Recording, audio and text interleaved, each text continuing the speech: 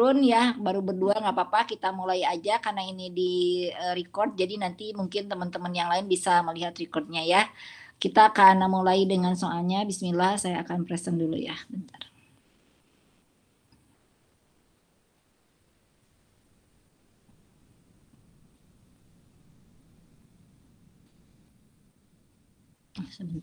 Sebentar, saya belum buka.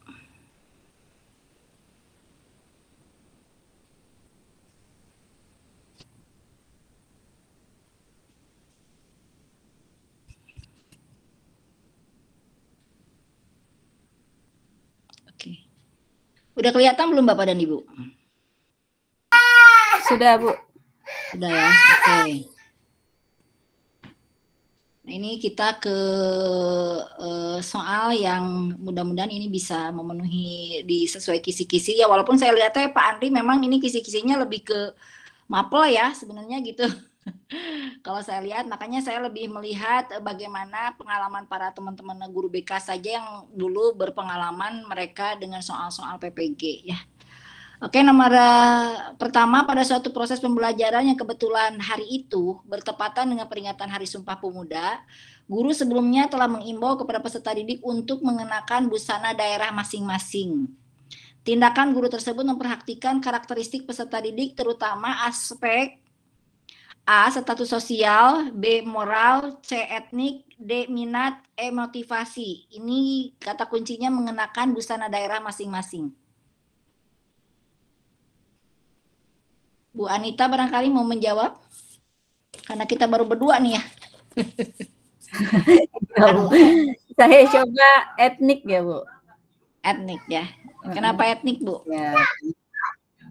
Karena kan itu kan mengenakan busana daerah masing-masing. Jadi ya daerahnya, dia berasal dari mana ya silakan pakai baju busana itu daerahnya gitu. Pak Amrun mau ngikut atau mau jawaban yang lain, Pak Amrun? Belum paham maksudnya nih, Pak. Moral. Oh ya. Oke, silakan dibaca dulu, Pak. Iya.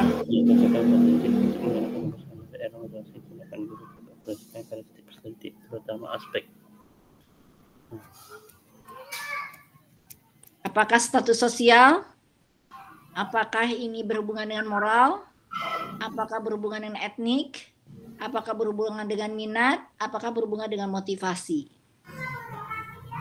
Etnik tuh apa ya? Etnik, Pak. Ya, apa artinya itu, Pak?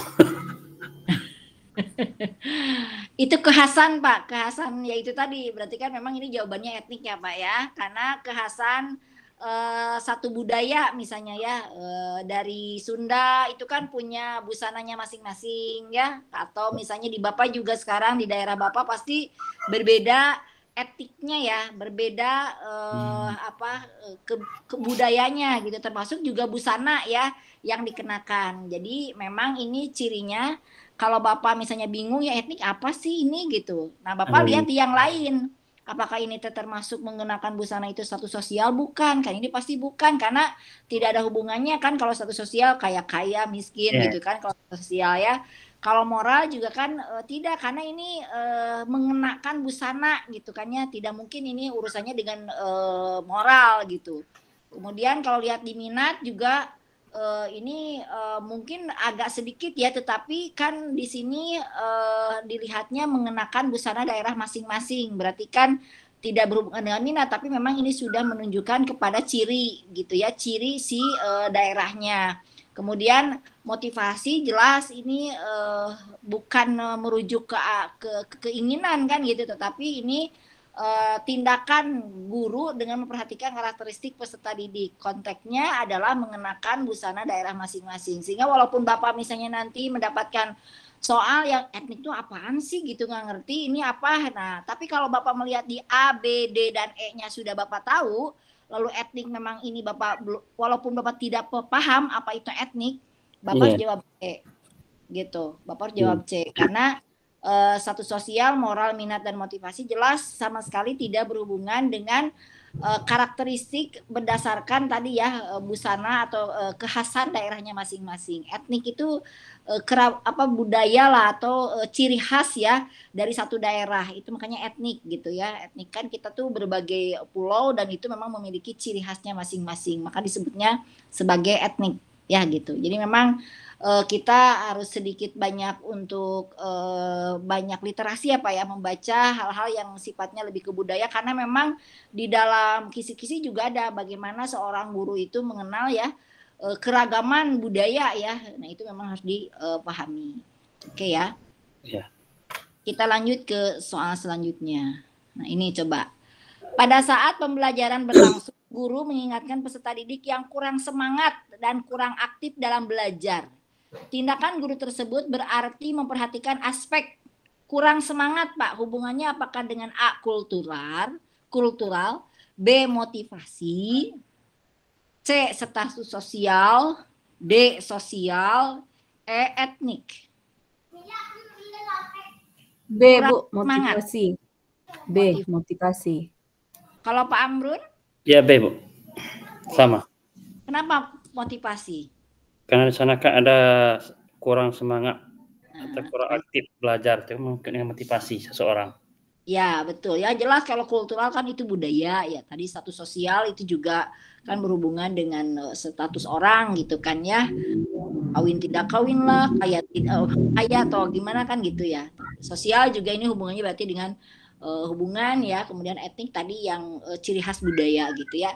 Nah berarti kan kalau benar kalau kurang semangat itu atau kurang aktif dalam belajar, ini hubungannya adalah aspeknya berarti di motivasi. Jadi kalau kita misalnya ingin menangani anak yang kurang semangat, kurang aktif, motivasi anak ya. Selanjutnya Pak Aris merupakan guru kelas 5 SD. Ketika memberikan pembelajaran menyanyi atau musik, memilih lagu-lagu dari asal daerah peserta didiknya. Tindakan guru tersebut karena memperhatikan karakteristik peserta didik terutama gender, etnik, status sosial, minat atau kultural.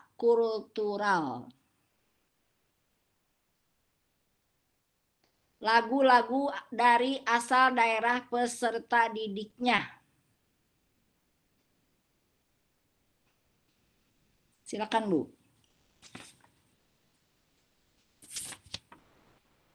Yang E, Bu, kultural. Kenapa kultural, Bu? Karena budayanya kan dari asal usulnya gitu, maksudnya itu dari itu kan lagu-lagu dari daerah asal daerahnya gitu. Jadi dia dari geografisnya gitu, dari bentuk ininya lagunya. Kalau misalnya dia orang Jawa berarti lagu Jawa gitu. Kalau dia orang Sumatera lagu Melayu. Oke. Pak Amrun apakah setuju atau mencari jawaban lain Pak Amrun? Salah Bu. Masih balik ke B Bu, etnik Bu. Oh iya? Itulah saya ragu dengan itu B yang E tadi ragu, tapi ingat dengan teknik tadi kata Ibu untuk daerah tuh B mungkin. Yang mana Pak? B atau D, B atau E?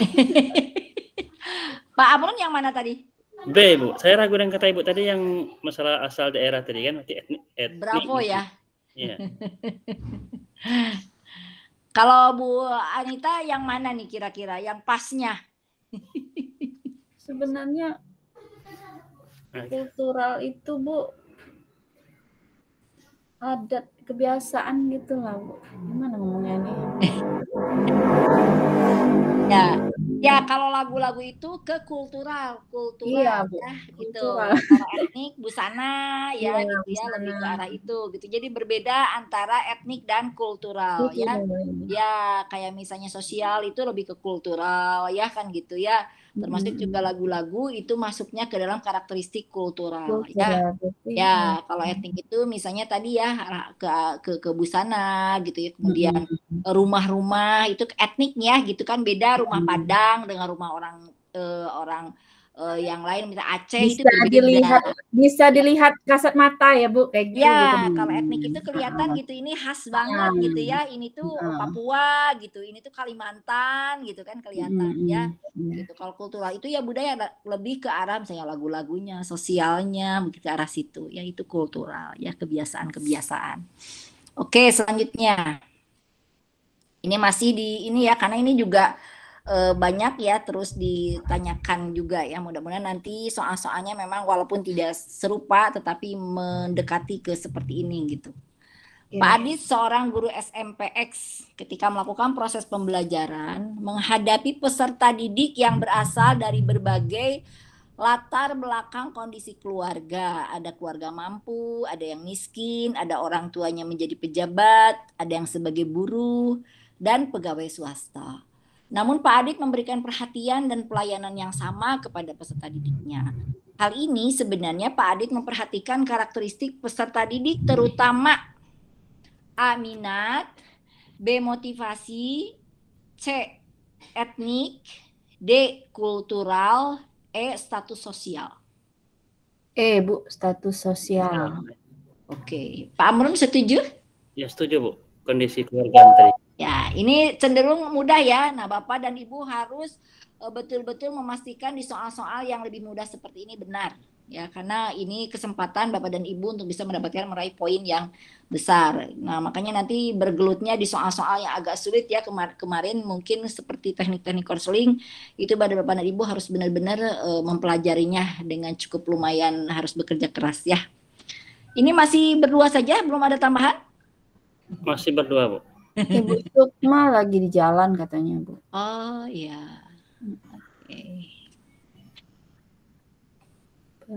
Perkembangan kognitif peserta didik sekolah dasar berada pada taraf operasional konkret. Ya, kemarin kita udah bahas. Sehingga mereka merasa kurang memahami materi pelajaran yang disampaikan gurunya secara verbal saja. Proses pembelajaran tersebut akan efektif jika disertai dengan menggunakan A. media gambar, B. media benda nyata, C. media grafis, D. media poster, E. media cetak. Perkembangan kognitif peserta didik sekolah dasar berada pada taraf operasional konkret sehingga mereka merasa kurang memahami sebabnya saja. Konkret ya, jadi harus nyata. Kalau anak SD mah nggak bisa abstrak ya. Gambar Bu. Jawabannya Pak? Mungkin gambar apa poster cetak, media cetak apa gambar ya? Gambar ya Bu. Coba-coba. Gambar ya. Oke. Alasannya Pak? Di sini ada yang nyata, gambar itu kan nyata itu. Oke. Saya coba yang B Bu, media benda nyata. Media benda nyata. Ya.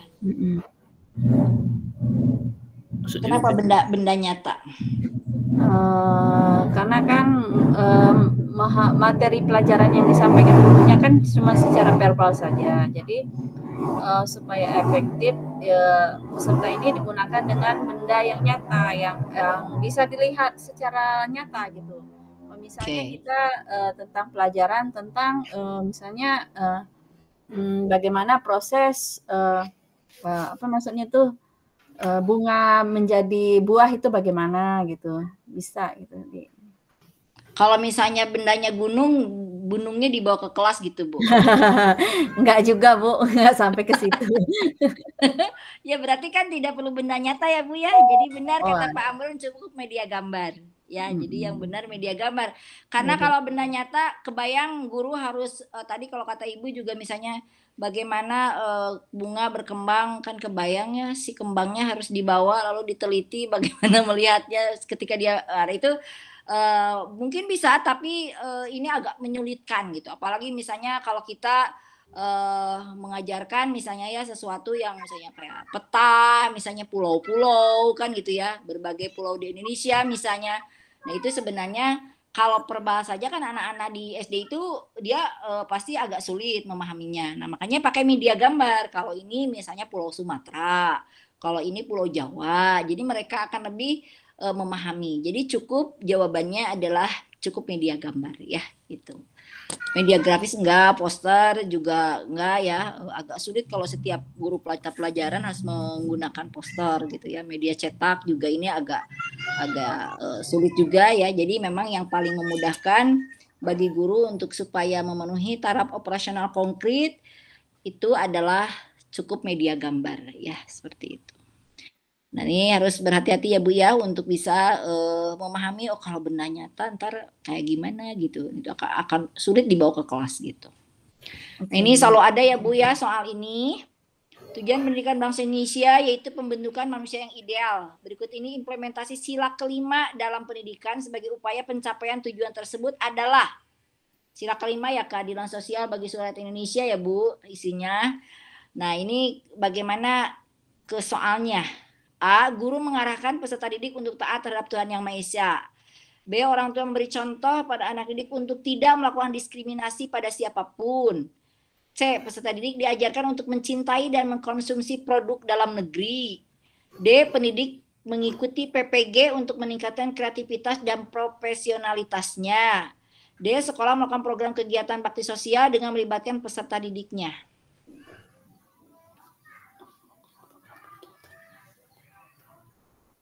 Keadilan sosial bagi seluruh rakyat Indonesia. Ya, berarti secara realnya yang mana nih? Keadilan, adil. Lebih ke B Bu mungkin. Orang tua memberi contoh pada anak untuk tidak melakukan diskriminasi. Kan diskriminasi berarti kan dalam bentuk yang ketidakadilan diskriminasi itu pada siapapun. Itu bukan yang Persatuan Indonesia ya Bu ya? Keadilan sosial bagi seluruh rakyat Indonesia. Oke Pak Amrun, barangkali punya ini karena ini kan di sila-sila itu ya Bu ya, di sila-sila Pancasila itu ada butir-butir ya, butir-butir sila. Nah itu yang mungkin harus diketahui ya oleh Bapak dan Ibu gitu, butir-butirnya gitu, sehingga ketika nanti sudah tahu butir-butirnya menjadi tidak salah ya di dalam menjawab gitu ya, seperti itu. Ya, kalau yang A itu jelas ya tidak ya, kalau itu kan ketuhanan yang Maha Esa ya. Iya, ketuhanan yang Maha Esa. Mencintai dan mengkonsumsi produk dalam negeri? Sebenarnya bisa Bu itu. Oh iya. Mengkonsumsi produk dalam negeri sendiri, berarti kita tidak ini ya.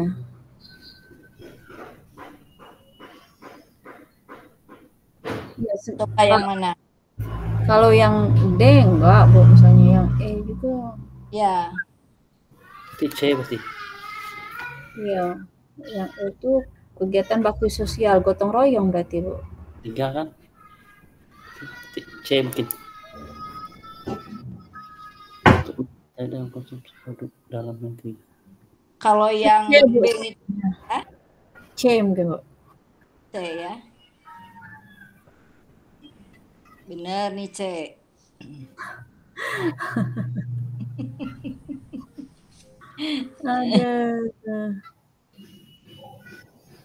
Kan kalau yang Persatuan Indonesia itu yang B ya Bu ya. Jadi ini gitu ya, tidak pas. Kalau yang pendidik mengikuti PPG untuk meningkatkan kreativitas dan profesionalitas itu juga tidak ya. Kalau keadilan sosial bagi seluruh rakyat Indonesia itu tidak begitu gitu ya. Nah yang benar itu Bu yang E, melakukan program sosial dengan melibatkan peserta didiknya. Jadi bagi seluruh gitu ya, dalam artian bahwa bakti sosial itu kan kegiatan di mana semua mendapatkan keadilan ya, artinya dalam konteks sama-sama gitu, sama-sama melakukan gitu ya untuk keberhasilan bersama gitu ya. Jadi nanti Bapak dan Ibu melihat di sila-silanya ya Bu ya, karena seperti tadi misalnya diskriminasi itu juga sebenarnya seperti keadilan sosial gitu ya sebenarnya, tapi itu sebenarnya masuk di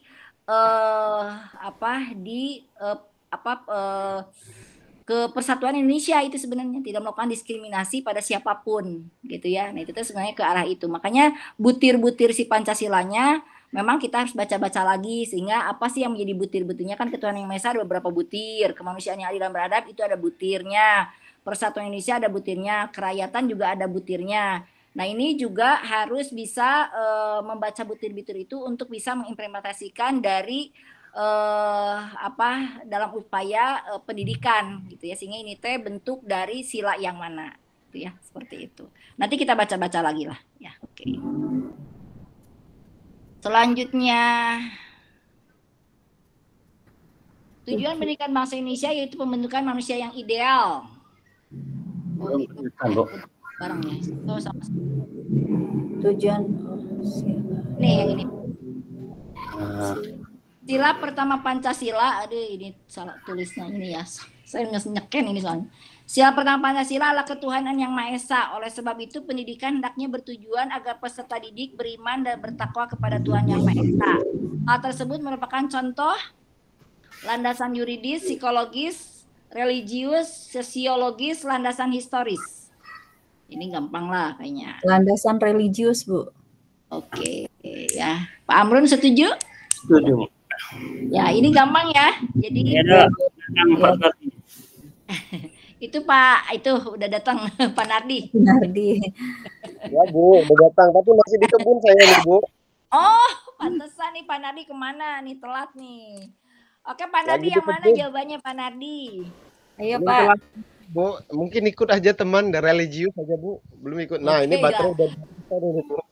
Oh gitu. Ya nggak apa-apa, ikut aja ya. Nanti juga ada videonya kok Pak ya, ada rekamannya, jadi nanti bisa ngelihat. Oke, ketuhanan yang Maha Esa itu jelas religius ya. Jadi ini yang ini, nah contoh-contoh soal seperti ini adalah contoh-contoh yang harus dikuasai ya, karena di dalam kisi-kisi itu ada ya bagaimana kita manusia yang berpancasila gitu ya, di situ ada ya. Ini contoh soalnya, mungkin bisa jadi nanti bentuknya yang lain. Nah ini sedikit saja ya untuk sebagai pengetahuan. Landasan yuridis adalah landasan hukum, juridis gelding, yang menjadi dasar kewenangan juridik kompetisi, pembuatan peraturan perundang-undangan. Nah ini kalau urusannya dengan yuridis berarti ada soal-soal yang undang-undang lah gitu ya. Apakah kewenangan seseorang, pejabat atau badan mempunyai dasar hukum yang ditentukan dalam peraturan perundang-undangan atau tidak? Dasar hukum kewenangan membentuk peraturan perundang-undangan sangat diperlukan. Jadi kalau yuridis nanti soalnya itu pasti urusannya dengan undang-undang. Takutnya nanti tentang undang-undang, maka itu landasannya apa? Nah berarti Bapak dan Ibu harus menjawab yuridis. Ya. Oke. Pokoknya urusannya undang-undang. Nanti ini saya bagikan juga soalnya. Landasan psikologis ya dapat didefinisikan sebagai suatu yang landasan yang dijadikan sebagai titik tolak dalam proses pendidikan yang membahas berbagai informasi tentang jiwa atau psikis manusia yang selalu mengalami perkembangan dari bayi hingga usia lanjut, sehingga dapat memudahkan pelaksanaan proses pendidikan, pengembangan materi, rancangan model pembelajaran, dan evaluasinya. Nah ini adalah landasan dalam pendidikan, yaitu landasan psikologis, di mana di dalamnya tadi ya membahas informasi tentang jiwa atau psikis manusia. Jadi nanti mungkin soalnya yang ditanyakan adalah tentang landasan psikologis. Nah, kemudian landasan religius tadi adalah sebagai upaya mengintegrasikan nilai-nilai agama dalam proses bimbingan dan konseling. Ya, jadi seorang guru BK memang harus religius karena dia akan menghantarkan anak-anaknya juga memiliki jiwa yang religius, ya, sehingga memang dituntut untuk hal seperti itu. Kemudian landasan sosiologis adalah pertimbangan atau alasan yang menggambarkan bahwa peraturan yang dibentuk untuk memenuhi kebutuhan masyarakat dalam berbagai aspek, serta menyangkut fakta empiris mengenai perkembangan masalah dan kebutuhan masyarakat dan negara. Ini lebih ke sosiologis ya, memenuhi kebutuhan masyarakat dalam aspek sosial ya. Nah, kalau landasan historis adalah fakta-fakta sejarah yang dijadikan dasar bagi pengembangan pendidikan Pancasila, baik menyangkut formulasi dan tujuan. Ya, ini adalah landasan historis yang harus Bapak dan Ibu ketahui, karena mungkin nanti soalnya menanyakan apakah ini landasan yuridis, apakah ini landasan religius, landasan sosiologis, atau landasan historis. Jadi Bapak dan Ibu nanti bisa menjawab ya, tidak capcuk ya, tapi memang dengan pengetahuan ya, dengan ilmunya.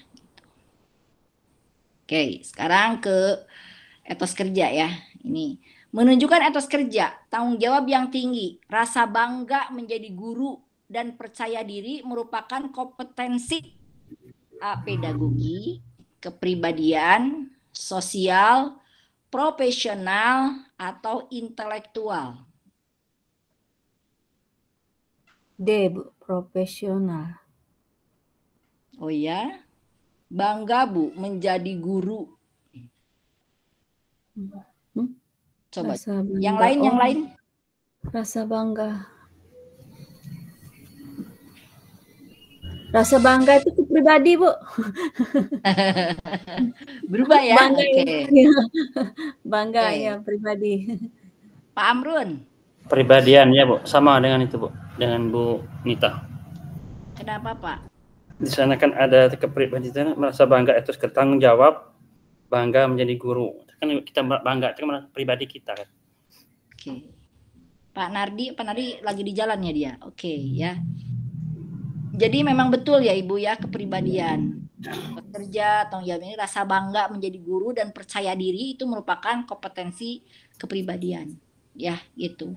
Kalau profesional itu beda lagi, misalnya keahlian konseling ya, keahlian IT itu udah ke profesional. Tapi kalau rasa bangga, etos kerja itu sudah beda lagi ya. Atau pedagogi, kalau pedagogi tadi ya keilmuan yang mengenal peserta didik, misalnya kan kemarin kita udah bahas pedagogi udah banyak banget itu ya kemarin. Kalau anak yang seperti ini maka dia harus dilayani atau harus ditangani dengan pendekatan apa, itu pedagogi ya gitu. Jadi kita betul-betul mengenal anak gitu ya, bukan hanya sekedar nama, tapi kalau guru BK itu memang mengenal anak secara mendalam ya, bahkan latar belakangnya kan gitu ya, sehingga kita juga bisa menangani anak itu betul-betul tuntas gitu ya, karena memang pedagogi itu sendiri sebenarnya adalah ilmu mendidik kan gitu ya, bagaimana agar tidak hanya sekedar kalau guru mata pelajaran juga bukan hanya sekedar mentransfer pengetahuan saja kan, tapi dia juga membimbing, mendidik kan gitu ya, seperti itu. Jadi pedagoginya dapat gitu ya. Intelektual ini jelas ya lebih kepada keilmuan, dan nggak ada ya kalau di kita itu kompetensi guru itu cukup pedagogi, kepribadian, sosial, dan profesional, nggak ada intelektual ya. Oke. Soal selanjutnya Bu, hari itu jam pertama hari sedang hujan. Bu Weni Hapsari memanfaatkan teknologi informasi di dalam proses pembelajaran di kelas 4. Capaian pembelajarannya adalah agar peserta didik memiliki kesadaran arti penting kerja sama di dalam kehidupan. Di dalam kelas tersedia LCD dan laptop. Kegiatan pembelajaran yang paling sesuai adalah kira-kira yang mana ya? Peserta didik menyaksikan video berisi kegiatan gotong royong kemudian membuat kesimpulan. Yang B, peserta didik mendiskusikan secara kelompok tayangan video dan diminta membuat kesimpulan. C, peserta didik diminta membuat video sederhana secara kelompok dan mempresentasikan. D, peserta didik diminta mengamati kegiatan gotong royong di luar kelas dan terlibat membantu. E, peserta didik membaca cerita bergambar tentang kegiatan gotong royong. Nah ini ingat bahwa capaiannya peserta didik memiliki kesadaran nyadar gitu ya, arti penting kerjasama di dalam kehidupan. Karena hari hujan ya, berarti tidak bisa keluar nih gitu. Di dalam kelas tersedia LCD dan laptop. Maka kegiatan pembelajaran yang paling sesuai yang mana Bapak dan Ibu? Saya pilih yang B, Bu. Peserta didik mendiskusikan secara kelompok tayangan video dan diminta membuat kesimpulan. Oke. Silakan yang Pak Amrun atau siapa, Pak Nardi, sudah ada belum? Aku sependapat dengan Ibu Nita. Kenapa Pak? Di sana ada belajar kelompok ditayangkan melalui video, kemudian di akhirnya membuat kesimpulan. Saja. Oke ya. Jadi benar ya. Jadi tidak mungkin berdiskusinya secara kelompok ya, gitu ya. Kemudian diminta membuat kesimpulan. Jadi artinya secara kelompok berarti kan ya gitu ya, tidak tidak sendiri-sendiri gitu ya. Apalagi kalau yang C membuat video sederhana, wah kayaknya ini terlalu berat ya gitu ya. Diminta mengamati kegiatan gotong royong di luar, terlibat membantu, udah jelas enggak, karena ini kan lagi hujan justru kan gitu ya, tidak seperti itu. Kemudian jadi membaca cerita bergambar tentang kegiatan gotong royong kan tidak. Kalau yang A juga sama, tapi dia kan sendiri-sendiri, berarti itu justru tidak ada kesadarannya gitu ya. Arti penting kerjasama. Nah, jadi bedanya A dengan B itu dua-duanya sama menyaksikan, tapi kenapa yang B lebih benar? Karena dia mendiskusikan secara kelompok. Artinya berarti kan di situ sudah ada arti penting kerjasama. Berarti kan makanya menjadi berbeda A dengan B, dan B itu menjadi lebih tepat ya untuk menjawab soal ini.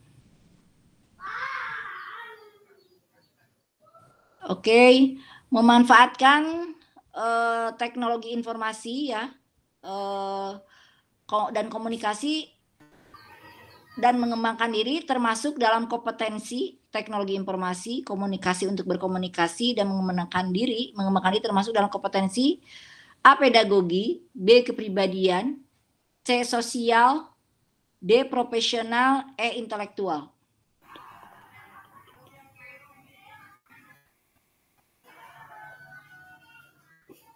B mungkin. Saya pilih D, Bu, profesional, karena itu mengembangkan diri.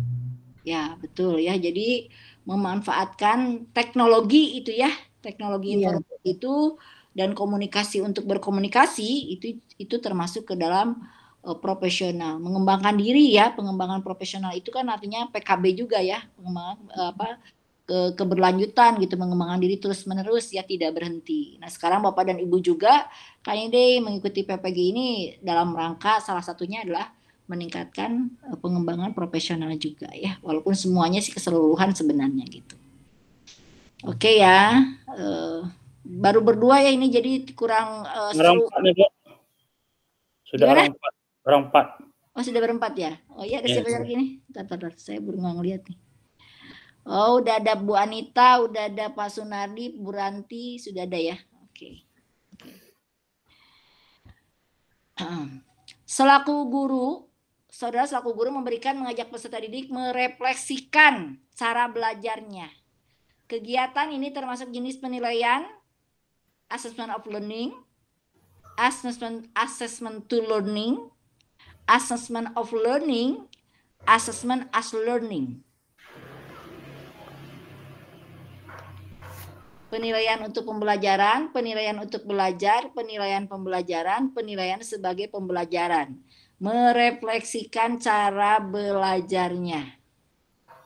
Kita juga kan sering melakukan refleksi ya Bu ya, kalau sudah layanan bimbingan dan konseling. Iya Bu. Aduh. Pak Hamrun, masih ingat ya? Beda-beda tipis. Pengisian yang itu kemarin. Yang siapa yang deh Pak Hamrun?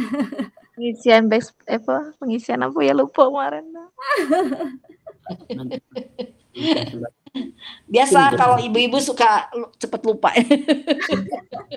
Padahal baru kemarin. Yang mana nih? As learning dah, penilaian assessment as learning, penilaian sebagai pembelajaran ya. Oke, yang lainnya? Ini sebenarnya lebih ke istilah ya, istilah dalam bahasa Inggris sebenarnya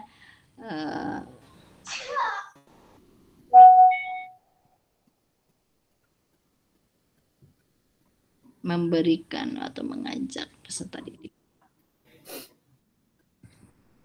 Yang lain baru satu orang yang menjawab. Saya ngikut Ibu Anita. Iya. Alasannya apa nih ngikut-ngikut nih Pak caleg ya? Di sini kan ada penilaian sebagai pembelajaran. Sebagai pembelajaran. Mungkin kesalahannya kita kan belajar dari kesalahan itu mungkin. Oh gitu. Logika ini. Oke, yang lain? Bu Ranti, udah ada kan Bu Ranti? For learning mungkin Bu. Lupa ingat Bu. Aduh saya. For learning, as learning tuh ada artinya semua, tapi lupa-lupa ingat. Negatif. Pak Nardi udah bisa menjawab belum? Atau masih di jalan? Dia habis itu katanya dia baterainya atau gimana tadi? Jadi kalau sebenarnya karena bisa jadi ini ketika nanti soalnya tidak ada dalam kurungnya ya Bu ya, tidak ada dalam kurung, bisa jadi ya. Kalau ini kan ditambahkan gitu. Nah sebenarnya yang cocok itu yang C Bu, assessment of learning. Ya jadi penilaian pembelajaran saja sudah ya, bahwa ini adalah penilaian pembelajaran, bukan untuk belajar, untuk pembelajaran sebagai pembelajaran gitu ya. Tapi learning. Ya ini sebenarnya istilah yang memang sudah menjadi baku ya, assessment of learning gitu ya, seperti itu. Jadi merefleksikan cara belajar. Nanti mungkin Bapak dan Ibu bisa melihat kembali, buka-buka kembali ya, bahwa ini adalah sebuah istilah untuk merefleksikan cara belajarnya. Jadi penilaian ya terhadap pembelajaran itu adalah ya assessment of learning ya, penilaian pembelajaran. Ini istilah sebenarnya yang sebenarnya kalaupun kita tidak terlalu mengetahui isinya, tapi memang ini adalah istilah yang biasa dan memang digunakan, yaitu assessment of learning. Ya, oke. Ini kecil ya tulisannya. Ya Bu, nggak kebaca. Nah, benerin Bu. Ya Bu, ini udah banyak yang seperti ini soal-soalnya juga ya, jadi takutnya nanti supaya terbiasa dengan soal yang panjang. Cuma ini memang kecil. Begini ke ini nggak Bu, kebaca? Nah itu baru kebaca. Udah Bu, udah bisa. Saya bacakan ya, pelan-pelan. Seorang anak berminat pada kelompok peminatan bidang ilmu pengetahuan sosial ketika memilih studi lanjut ke SMA. Namun, orang tua bersikukuh agar anaknya memilih peminatan pada bidang ilmu pengetahuan alam. Berarti sudah berbeda ya, anaknya pengen ke IPS, orang tuanya pengen ke IPA. Orang tua menginginkan anaknya menjadi dokter agar masa depannya terjamin. Menurut si anak, ia merasa tidak mampu jika lanjut ke kedokteran, dan kurang meminati pelajaran ilmu biologi, matematika, serta fisika kimia. Sebagai wali kelas, apa yang akan Anda lakukan? A. Menasehati si anak untuk patuh pada orang tua yang telah memilihkan masa depan yang baik karena tidak ada orang tua yang berniat menjerumuskan anaknya. B. Memberikan saran kepada orang tua dan si anak untuk mengenal secara objektif kemampuannya dengan konsultasi pada psikolog untuk memilih bidang peminatan yang sesuai. C. Menyarankan kepada si anak untuk menyampaikan pada orang tua bahwa dirinya tidak berminat dan merasa tidak mampu kuliah pada jurusan kedokteran. D. Melakukan kunjungan rumah dengan membawa data prestasi si anak sebagai bahan diskusi agar orang tua memahami potensi anaknya. E. Bersama guru BK, Anda sebagai wali kelas akan memfasilitasi pertemuan antara orang tua dengan siswa. Anda akan mendiskusikan bersama-sama dengan menggunakan data-data sebagai dasar keputusan objektif. Jadi pokoknya intinya orang tuanya pengen ke kedokteran, IPA, sementara anaknya pengen IPS karena dia merasa tidak mampu. Nah, apakah jawabannya A, B, C, D, atau kan dan jawab? Saya pilih yang E, Bu. Iya. Kenapa yang E, Bu? Karena kan sebagai wali kelas, karena dia ingin anaknya supaya dengan orang tuanya bisa connect gitu, jadi dia minta bantuan bersama guru BK, karena kan guru BK itu kan memang guru yang bisa untuk melakukan konseling. Jadi dia bersama-sama diskusi dengan guru BK untuk membantu supaya muridnya itu dengan orangnya itu dengan keputusan yang objektif. Oh gitu ya. Oke ya. Berarti di sini ada peran guru BK ya. Oke, yang lain barangkali jawabannya seperti apa? Pak Amrun mau yang mana? Aku setuju dengan Ibu nih. Ibu Bu. Ya. Setuju aku dengan Ibu. Entah. Ya, Bu. Sama oke. guru BK. Ya, ya jadi guru BK juga kan memiliki fungsi advokasi ya, memberikan advice atau pembelaan ya, atau mendamaikan gitu ya. Nah, ini kan sebenarnya ada persoalan ya antara orang tua dan anak gitu ya. Artinya berarti kan bagaimana kita menyampaikan kepada orang tua tapi dengan cara yang by data gitu ya. Artinya tidak berdasarkan perasaan anak gitu ya, tapi ini memang data-datanya menunjukkan kalau minatnya, bakat dan kemampuan anak itu ada di sini gitu di IPS. Kalaupun misalnya dipaksakan ke kedokteran, yang dikhawatirkan kan nanti akan seperti apa gitu, sehingga orang tua nanti bisa memahami gitu ya dengan data yang diberikan gitu ya. Walaupun ini memang mungkin tidak mudah, tapi dengan cara ini orang tua diharapkan bisa memahami ya bahwa anak itu kemampuannya ya gitu, prestasinya juga itu ada di IPS kan seperti itu. Jadi memang yang benar adalah yang E ya. Gitu. Terdapat peserta didik yang mengadu kepada guru bahwa ia selalu melakukan tugas piket kebersihan kelas sendiri. Anggota yang lain tidak mau terlibat membersihkan kelas. Mereka memaksa dan mengancam jika melaporkan hal tersebut pada wali kelas. Sebagai guru yang mengetahui hal tersebut, apa yang akan Anda lakukan? Ya, A. Memberikan hukuman kepada seluruh anggota piket kebersihan karena tidak dapat membangun kerjasama yang baik dalam tugas yang menjadi tanggung jawabnya. B. Guru melakukan evaluasi keterlibatan siswa terkait kegiatan piket kebersihan kelas serta menyampaikan hasilnya agar menjadi perhatian seluruh kelas, seluruh siswa untuk terlibat dalam tanggung jawab tersebut. C. Memberikan teguran kepada siswa yang tidak mau terlibat dalam kegiatan piket kebersihan kelas agar siswa yang rajin tidak terpengaruh dan dia tidak mengulangi perbuatannya. D. Merekomendasikan guru BK untuk melakukan konseling kelompok untuk mengajarkan keterampilan bekerja sama dengan orang lain dalam satu kelompok. E. Memfasilitasi pertemuan bersama agar terjadi komunikasi antar anggota kelompok piket kebersihan sehingga semua anggota menyadari tugas masing-masing ketika jadwal piket kebersihan kelas berlangsung. Jadi pokoknya kasusnya anak didik mengadu kepada guru bahwa dia hanya piket sendiri saja ya, dan yang lain tidak mau terlibat ya, dan mereka juga mengancam gitu ya kalau dilaporkan kepada wali kelas gitu. Maka sebagai guru ya, terutama mungkin kita ya guru BK gitu ya, atau misalnya guru wali kelas, ini harus apa? Apakah A, B, C, D, dan E? Karena ini kasus ini sering terjadi ya di sekolah gitu. B, Bu. Yang mana? B. Delta, Pak. B. Guru melakukan evaluasi keterlibatan. Oh, berarti yang B, Bravo ya. Guru melakukan evaluasi keterlibatan siswa terkait kegiatan piket kebersihan kelas serta menyampaikan hasilnya agar menjadi perhatian seluruh siswa untuk terlibat dalam tanggung jawab tersebut. Itu ya, Pak? Iya, betul, Bu.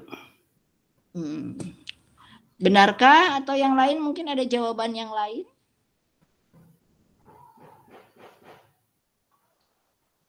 Mungkin Bu Ya, memanggil anak-anaknya dalam kelompok yang piket untuk memberitahukan akan tugasnya masing-masing.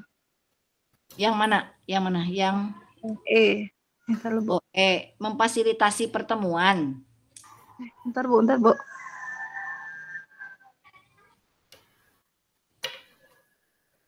Ini untuk gurunya ya, Bu? Iya, apa yang harus dilakukan oleh guru? Gitu. Ada di rumah ya kan, tadi aku sempat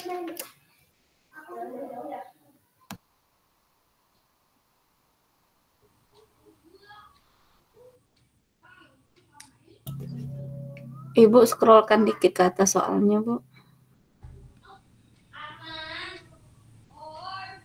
Terdapat pendidik yang mengadu.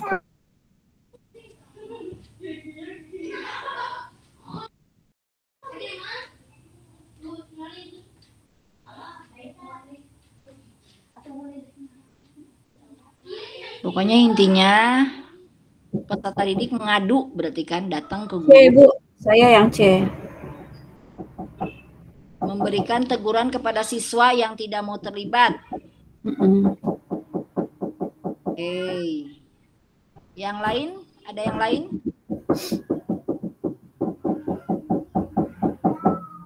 Pak Sony belum ada nih, Pak Sony.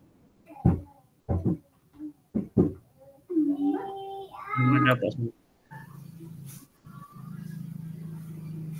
Jadi tadi Pak Amrun itu yang B ya. Iya. Dan Bu Anita yang C, Bu. kalau Bu Ranti Bingung, Bu. B. Ikutan ke Pak siapa? Ke Pak Amrun. Coba ya kita ya. Kalau pingin nurutnya C, Bu. Nurutnya C. Baca-baca lagi. Oke. Ya, Bu. Kalau yang A memberi hukuman kepada seluruh anggota piket kebersihan karena tidak dapat membangun kerja yang baik dan tugas yang menjadi tanggung jawabnya, ini jelas tidak bagus ya Bu ya, karena apalagi kalau sekarang itu hukuman disiplin positif itu bukan demikian ya. Jadi kita tidak memberikan hukuman, tapi kita lebih mengajak anak berpikir bahwa apa yang harus dilakukan. Jadi anak menyadari dulu kesalahannya, lalu kemudian nilai-nilainya harus seperti apa yang benarnya, lalu rencananya seperti apa. Jadi harus demikian. Kalau saya lihat sekarang itu di aksi nyata kan begitu ya, sekarang itu gitu ya. Jadi kalau yang A jelas itu tidak sesuai ya. Kemudian guru melakukan evaluasi keterlibatan siswa terkait kegiatan piket kebersihan kelas serta menyampaikan hasilnya agar menjadi perhatian gitu. Ini juga lebih cenderung menasehati lah gitu ya. Jadi lebih cenderung ini lo kayak gini gitu ya. Kemudian memberikan teguran juga ini nanti malah yang ngadunya malah diancam kan tadi ya, malah nanti mungkin ketika sudah tidak ada guru dia akan dibully lah sedemikian rupa karena memang seperti itu kan ancamannya gitu. Kemudian merekomendasikan guru BK untuk melakukan counseling kelompok juga ini kalau untuk hal ini belum pas ya dilakukan counseling kelompok, karena kalau counseling kelompok itu kan harus persoalan yang sama. Sementara tidak piket itu kan kita tidak tahu persoalannya apa, mungkin yang ini malas, mungkin yang ini terpengaruh dan sebagainya gitu ya. Jadi ini tidak pas kalau yang D. Nah yang benar itu yang E Bu Pak ya. Jadi ketika ada hal seperti ini harus difasilitasi bertemu bersama gitu ya. Agar Benar dong nanti tadi, Bu. Iya. Kenapa Ibu berubah? Ibu sudah benar, tapi Ibu tadi berubah. Ya, jadi diadakan komunikasi karena justru ini pentingnya adalah komunikasi. Bagaimana yang tadi selalu piket sendiri dengan yang tidak piket itu tadi ya disatukan gitu ya, diajakin ngobrol gitu kan ya, seperti itu sehingga kan ada komunikasi gitu ya, sehingga tadi tetap intinya semua anggota menyadari tugas masing-masing. Berarti kan ditanya apakah piket itu kewajiban siapa, mengapa harus piket kan gitu. Apabila tidak piket itu sebenarnya apa yang akan terjadi kan seperti itu. Jadi rencananya ke depan mau seperti apa tanpa harus merasa bahwa itu dilaporkan, diadukan gitu ya, tetapi memang mungkin ibu melihat yang piket itu sendiri aja ya gitu. Apakah yang lain seperti apa? Nah gitu. Jadi ya Bapak dan Ibu harus betul-betul ini karena soalnya panjang-panjang katanya gitu ya sekarang itu.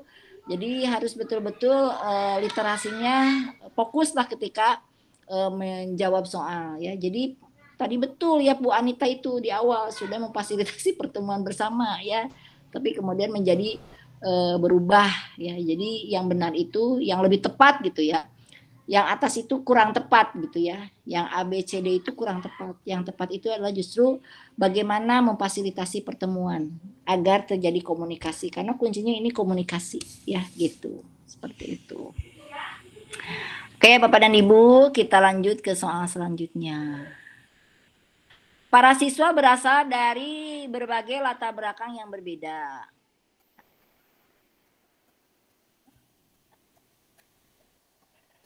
mencakup budaya, nilai-nilai, tingkat ekonomi, maupun tingkat pendidikan orang tua.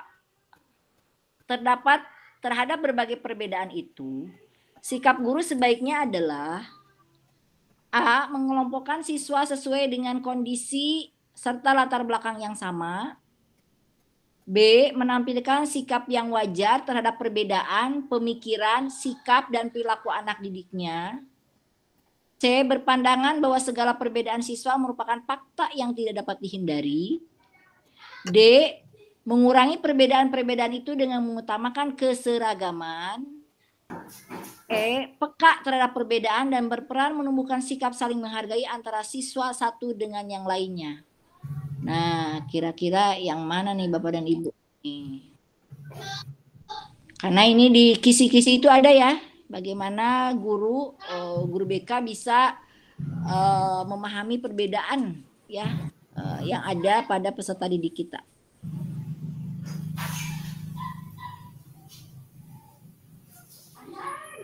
Kira-kira Bapak dan Ibu akan bersikap bagaimana ini terhadap perbedaan peserta didik di sekolah ya?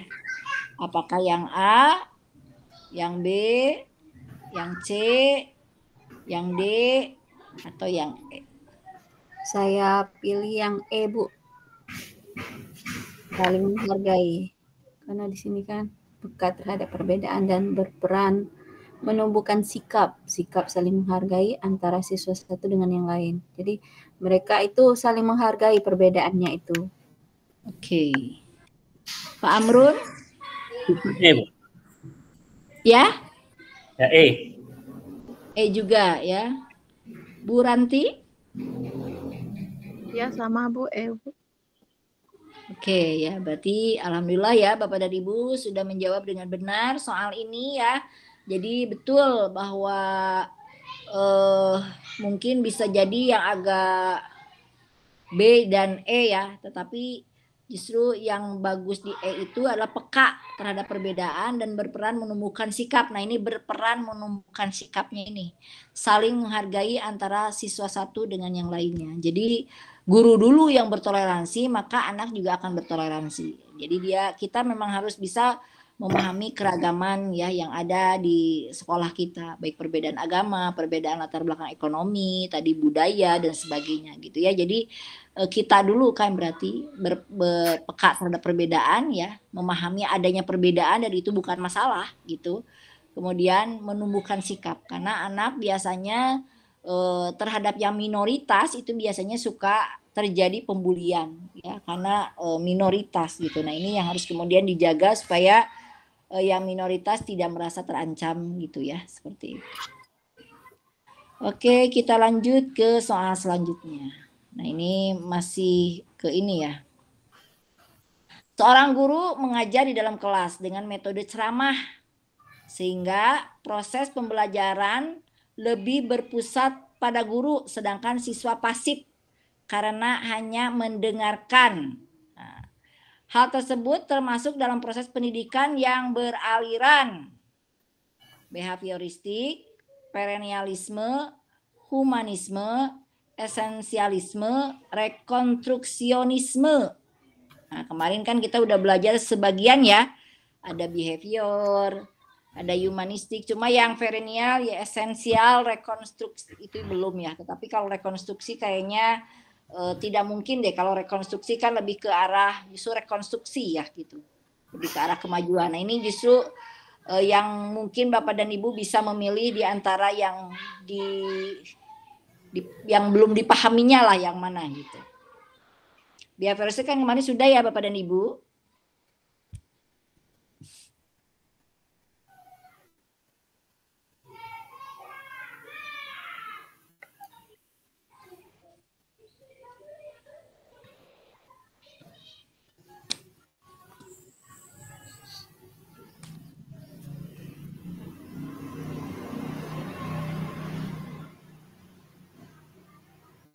Silakan Bapak dan Ibu. Nah ini, atau saya bacain dulu ya, nanti baru jawab. Iya Bu, agak blank yang ini Bu. Karena kan ngeblank kan. Aliran perennialisme merupakan suatu aliran dalam pendidikan yang lahir pada abad ke-20. Perennialisme lahir sebagai suatu reaksi terhadap pendidikan progresif. Mereka menentang pandangan progresivisme yang menekankan perubahan dan sesuatu yang baru. Perennialisme memandang situasi dunia dewasa ini penuh kekacauan, ketidakpastian, dan ketidakteraturan, terutama dalam kehidupan moral, intelektual, dan sosial kultural. Kemudian aliran esensialisme lahir di latar belakang oleh pendidikan yang bersendikan atas nilai-nilai yang bersifat fleksibilitas. Ini dapat menjadikan pendidikan itu kehilangan arah. Berhubung dengan itu, pendidikan haruslah bersendikan atas nilai-nilai yang dapat mendatangkan kestabilan. Agar dapat terpenuhi maksud tersebut, nilai-nilai itu perlu dipilih yang mempunyai tata yang jelas dan telah teruji oleh waktu. Kemudian rekonstruksionisme berasal dari kata rekonstruk yang berarti menyusun kembali. Dalam konteks filsafat pendidikan, aliran rekonstruksionisme adalah suatu aliran yang berusaha merombak tata susunan lama dan membangun tata susunan hidup kebudayaan yang bercorak modern. Nah, ini kira-kira yang mana ya? Rekon.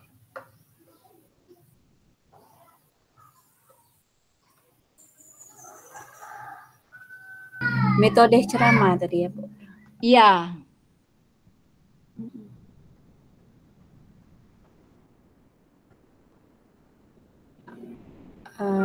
Pendidikan progresif.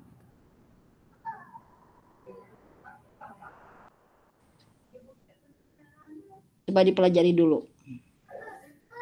Kalau yang behavior kan itu mah ke perilaku ya. Kemarin stimulus respon jelas bukan ya. Kemudian humanisme itu juga kan bukan karena kemanusiaan ya gitu. Di antara dua Bu ini, rekonstruksionisme juga bukan ya. Karena kalau saya lihat menyusun kembali dalam konteks filsafat pendidikan, aliran ini suatu aliran yang berusaha merombak tata susunan lama dan membangun tata susunan kehidupan kebudayaan yang bercorak modern. Justru tidak dengan ceramah itu kan dia berarti lebih ke cara lama gitu ya, itu cara lama. Justru kalau rekonstruksionisme itu justru merombak tatanan lama gitu ya. Nah, ini berarti yang mana Bu di antara perennialisme dan esensialisme? Berarti kan hanya dua ya yang menjadi pilihannya gitu. Kira-kira kalau melihat dari sini kira-kira yang tepat yang mana? Aliran perennialisme ya, Bu ya. Kenapa, Bu? Karena itu kan aliran yang lahir pada abad ke-20 di mana pendidikannya itu progresif. Jadi mereka menentang perubahan. Jadi kalau ceramah itu kan dia udah tersusun gitu, nggak ada ini gitu. Materinya, teori-teorinya apa itu tuhnya sudah ini baku gitu. Jadi kalau kita akan yang mode ceramah itu kan kita berarti guru yang banyak memberikan ini. Oke. Yang lain coba barangkali ada pendapat lain.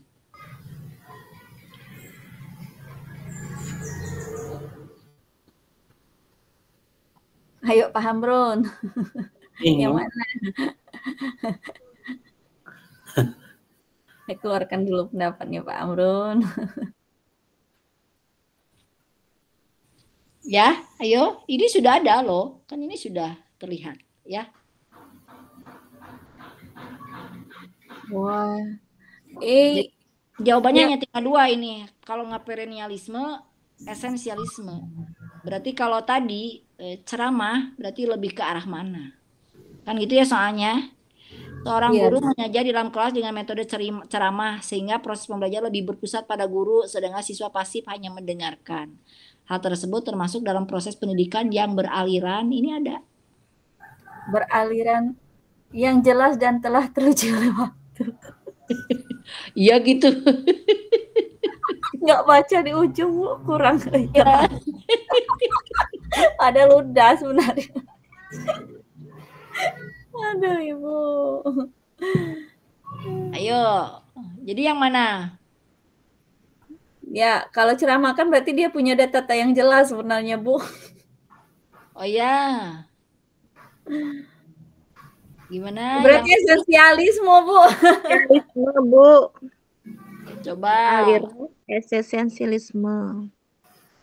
Betul tidak? Aliran eksistensialisme Drama adalah itu kan dia kebanyakan kan tentang teori-teori yang udah jelas dia jelaskan itu sebenarnya.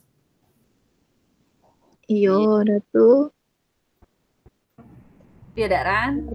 yo ngoceh aja kan. Tapi walaupun ngoceh itu yang dia jabarkan dia tuh kan berarti udah ada pakam di teori dia itu. Jadi makanya yang siswa jadi pasif tuh karena dia udah tertata sebenarnya dia tuh materi dia itu. Mengarah sama dia itu aja, Bu. Anak tinggal mendengar saja. Justru Bu yang benar itu yang perennialisme, Bu. Coba Ibu lihat. Perennialisme lahir sebagai suatu reaksi terhadap pendidikan progresif. Jadi mereka menentang gitu. Menekankan perubahan atau sesuatu yang baru. Jadi yang orang ceramah, guru yang suka ceramah mah nggak mau, Bu, kalau banyak diskusi gitu. Udah bae dengarkan, duduk manis, sidakep bari balem kalau Sunda mah begitu, Bu. Gitu.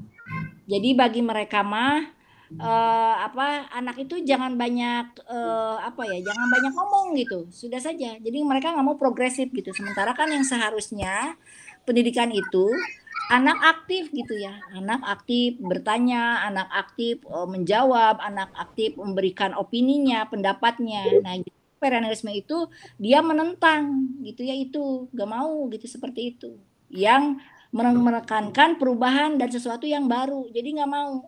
Kalau di saya juga guru yang ceramah sampai dia pensiun dia ceramah, Bu.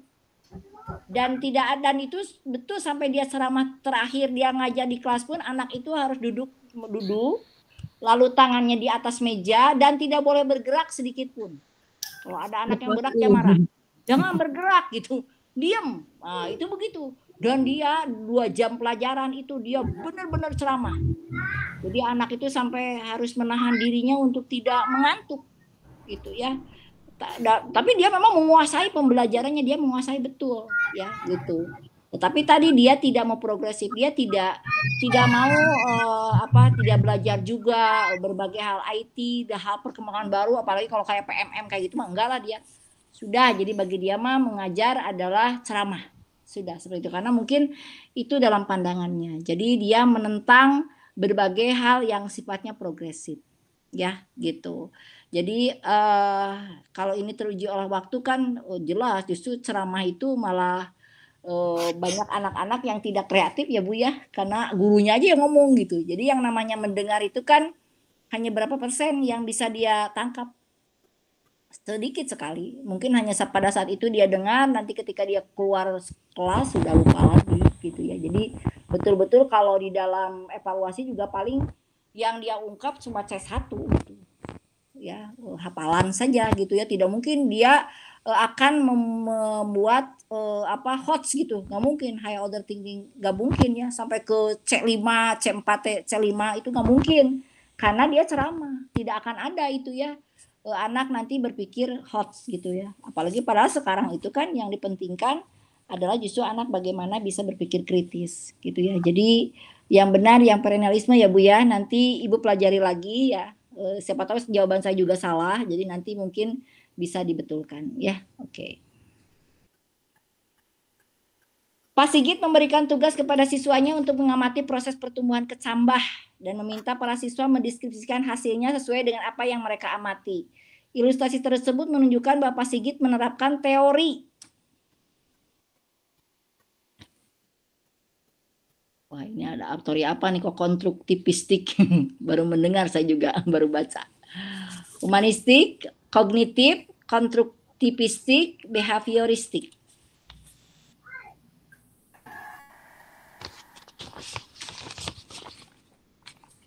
Coba yang mana Bu? Mengamati proses pertumbuhan cabang sesuai dengan apa yang mereka amati. Tadi sudah saya bilang Bu ini sebenarnya. Kognitif itu.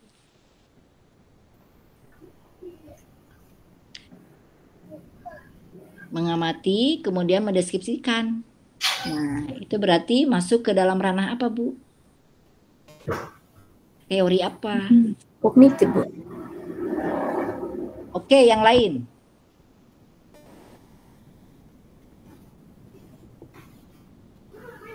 Pak Amrun mau yang mana?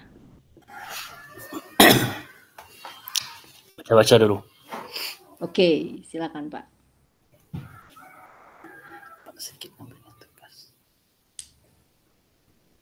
Jadi kata kuncinya meminta para siswa mendeskripsikan, ya, mengamati dulu, ya, kemudian mendeskripsikan. Nah, itu berarti Pak Sigit telah menerapkan teori apa? Atau kalau dalam evaluasi ini masuknya ke mana gitu ya? C berapa gitu kan ya? Kan C itu ada C1 sampai C6. Nih. Coach itu 45 ya, 45 ya. 6 itu sudah mencipta. Nah, ini kan tidak mungkin mencipta ya. Tapi ini cukup mengamati dan mendeskripsikan.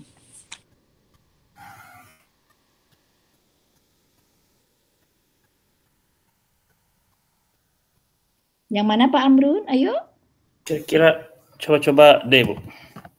Kenapa, Dek? Feeling aja, Bu. Feeling so strong ya, feelingnya kuat.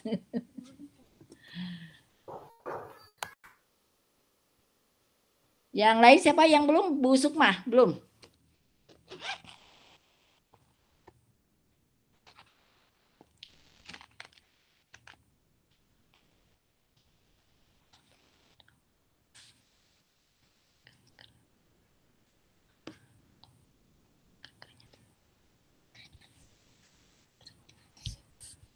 Iya, gimana Pak Bu Sukmah?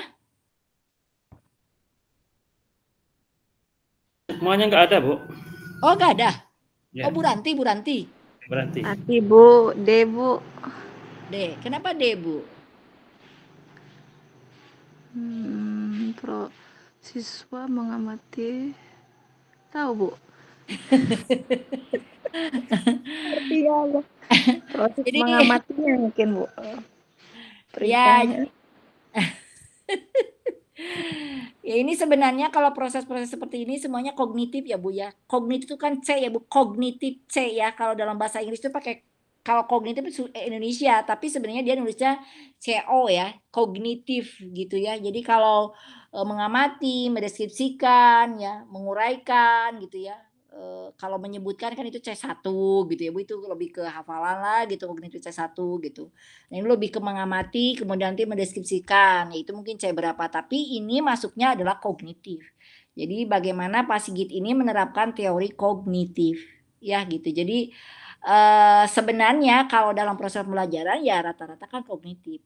Jadi makanya HOTS itu di C4, C5 ya sebenarnya. Saya juga apakah nanti soal-soal ini akan muncul atau tidak ya di BK, ini saya juga kurang paham. Kalau lihat dari kisi-kisi kemarin mah sebenarnya memang evaluasi itu keluar, hanya seperti apa, apakah evaluasinya seperti mata pelajaran atau tidak, saya juga kurang paham gitu ya kalau lihat dari kisi-kisi. Tetapi memang Bapak dan Ibu harus paham bahwa ketika guru menyampaikan pengamatan atau mendeskripsikan itu adalah proses kognitif. Berpikir ya sebenarnya kan seperti itu.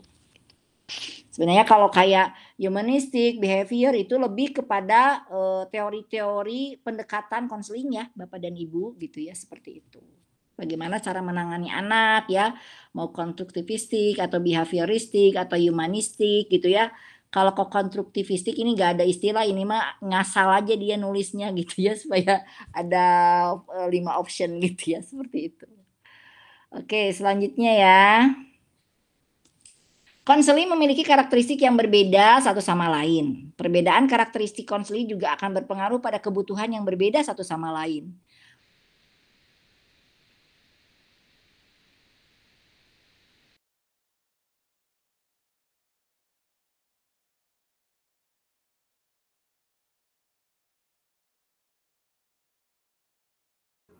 Halo, halo, Ibu Ina. Halo. Kayaknya gangguan. Gangguan. Sinyal mungkin.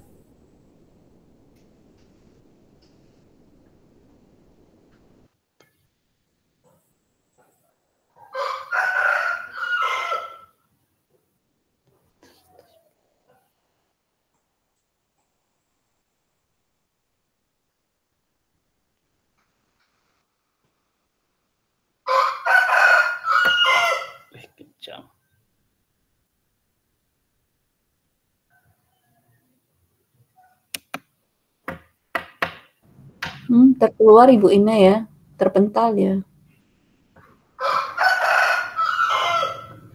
Halo Pak Andri, Ibu Ininya terpental.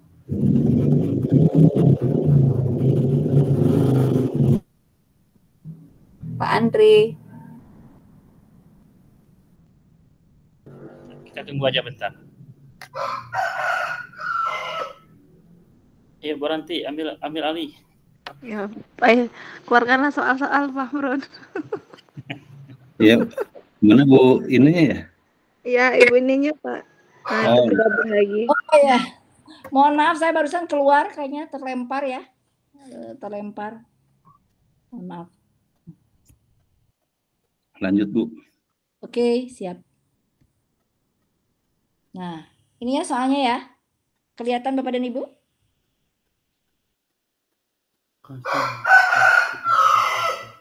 Konseling memiliki karakteristik yang berbeda satu sama lain. Perbedaan karakteristik konseling juga akan berpengaruh pada kebutuhan yang berbeda satu sama lain.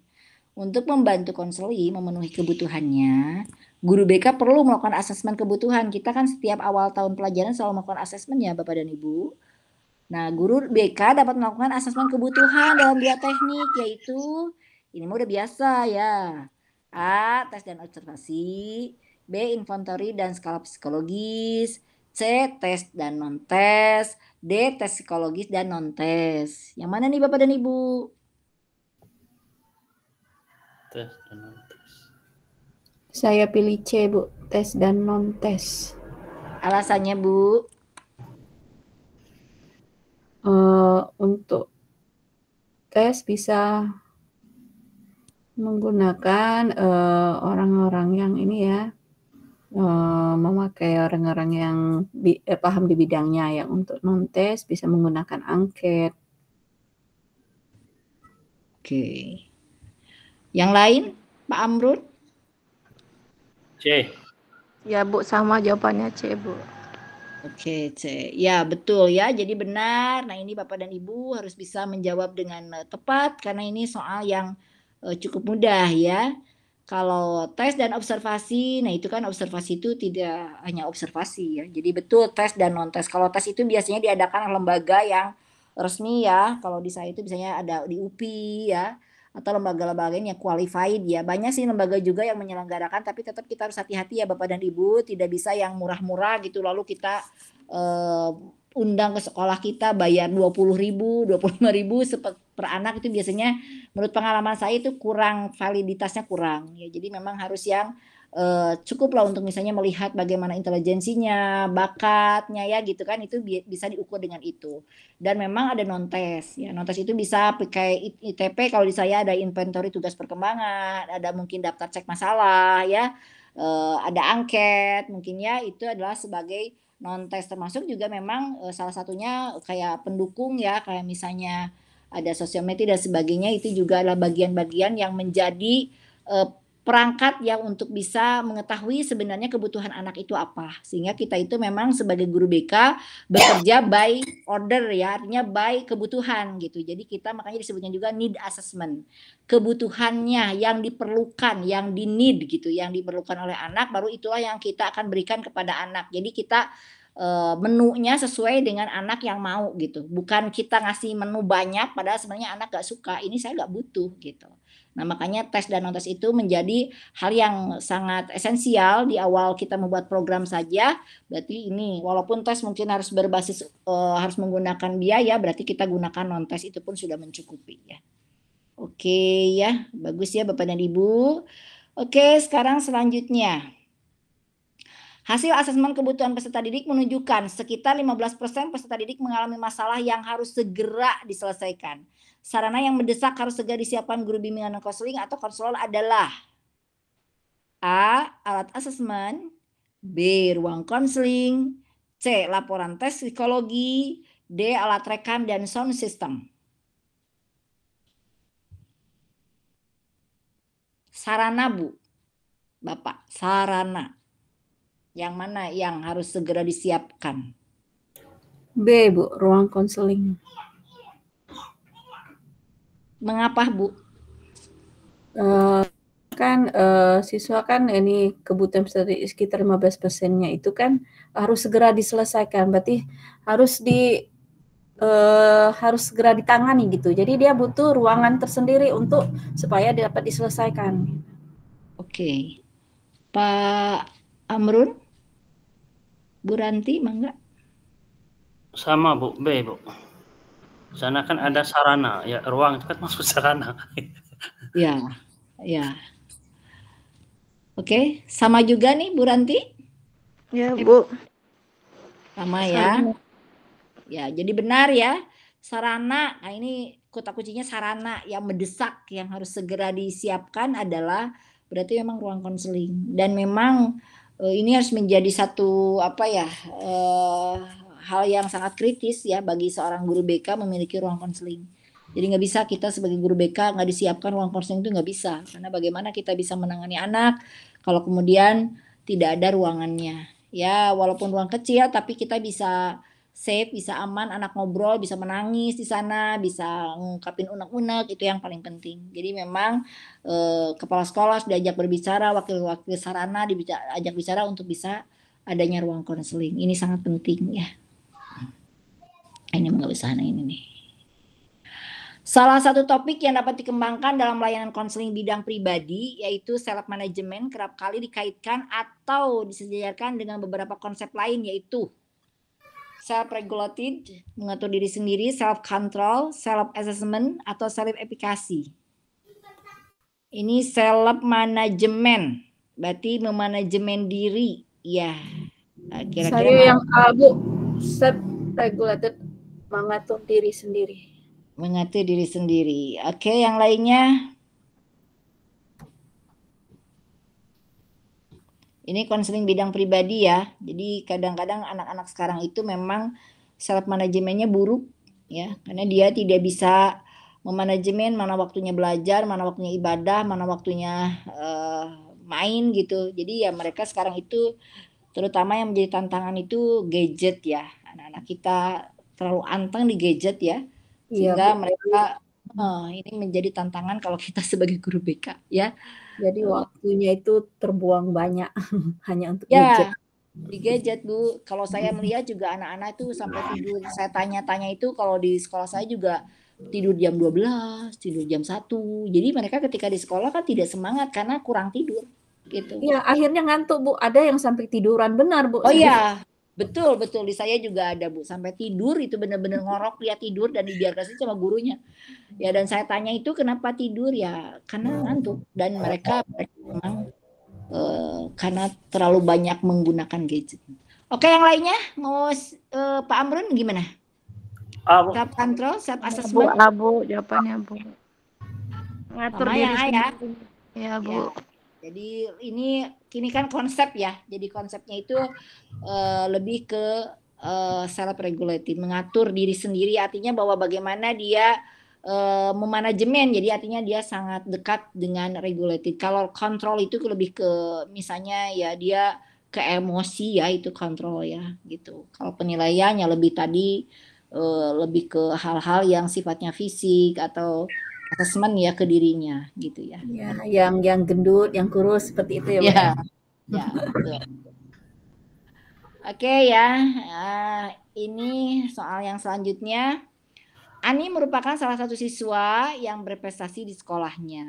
Setelah lulus SMP, dia ingin melanjutkan ke SMA. Hanya saja, orang tua Ani mengharapkan Ani untuk bekerja saja.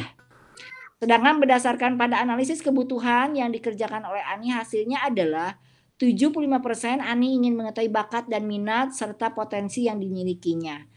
Berdasarkan hal tersebut, bidang dan komponen layanan yang perlu segera diberikan oleh guru BK untuk Ani adalah ini bidang pribadi dan layanan responsif, bidang belajar dan layanan dasar, bidang karir dan layanan responsif, bidang karir dan layanan peminatan dan perencanaan individual. Kira-kira yang mana nih? Ani ingin ke SMA tapi orang tua kerja gitu ya. Ini sistem yang sedangkan analisis kebutuhannya ini kan dia tuh butuh sekali 75% ingin mengetahui bakat, minat, serta potensinya.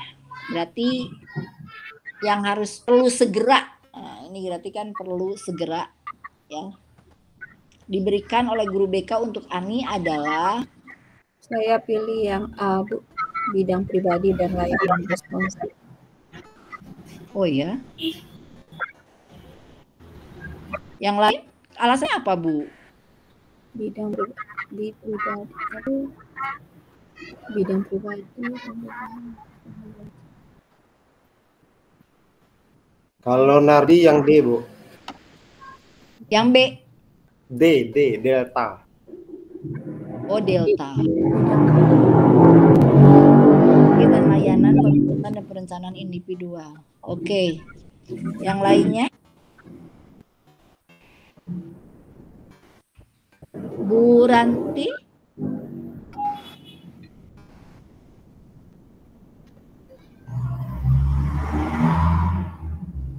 Ntar, Bu. Ini kan kata kuncinya 75%-nya need assessment-nya ingin mengetahui bakat, minat, serta potensi. Berarti itu bidang apa? Lalu kemudian perlu segera. Nah, perlu segeranya. D mungkin, Bu. D. Alasannya? Dia milih peminatan karir ya, Bu. Bidang karir, layanan, perencanaannya, untuk perencanaan dalam memilih.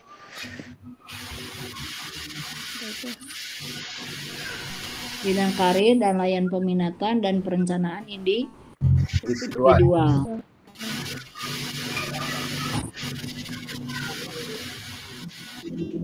Yang mana jadinya Bapak dan Ibu? Coba kalau kita lihat ya, kita analisis soalnya, analisis kebutuhannya itu berarti 70% ingin mengetahui bakat dan minat ya. Berarti bidang karir ya. Nah, karir, tetapi di sini ada persoalan di mana orang tua itu mengharapkan Ani untuk bekerja saja. Ini pun kan harus segera diselesaikan. Ya, jadi bukan hanya sekedar mengetahui bakat dan minat saja, tetapi perlu segeranya, makanya itu di bold ya, perlu segeranya. C berarti ya, Bu. Layanan responsifnya. Jadi berarti C yang benarnya. Di salah satu bidang karirnya adalah dia diberikan tadi ya, bagaimana mengetahui minat dan bakat serta potensi. Itu berarti bidang karir, di dalamnya ya ada layanan peminatan ya dan sebagainya gitu. Tetapi Bapak dan Ibu jangan lupa bahwa di sini Ani itu orang tua Ani mengharapkan Ani untuk bekerja saja.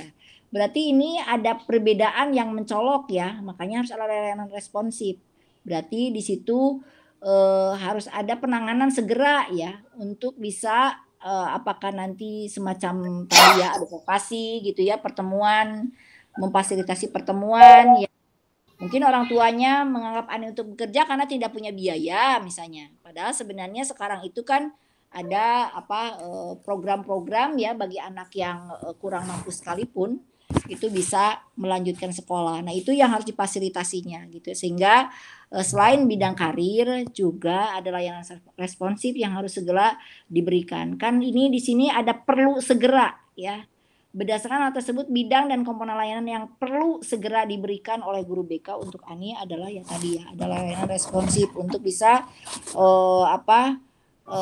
menjebatani antara Ani dan orang tuanya, karena kita tidak bisa memberikan bidang karir, layanan peminatan perencanaan individual tanpa melibatkan orang tuanya, karena orang tuanya kan yang akan membiayai, yang akan menjadi walinya gitu. Sehingga ini dulu yang harus kemudian diselesaikan. Selain bidang karir juga ada layanan responsif yang harus segera diberikan. Oke, itu saja barangkali Bapak dan Ibu ya, nanti soalnya akan saya sampaikan karena ini sudah selesai ya Pak Andri ya. Iya, Bu. Sudah pukul 17. Oke. Baik, Ibu Bapak. Nanti soal yang barusan dibahas itu lebih ke SJT, Bu ya? Iya, itu SJT-nya. Jadi kalau lihat di kisi-kisi itu suka keluar ya Pak Andri gitu. Karena saya juga melihat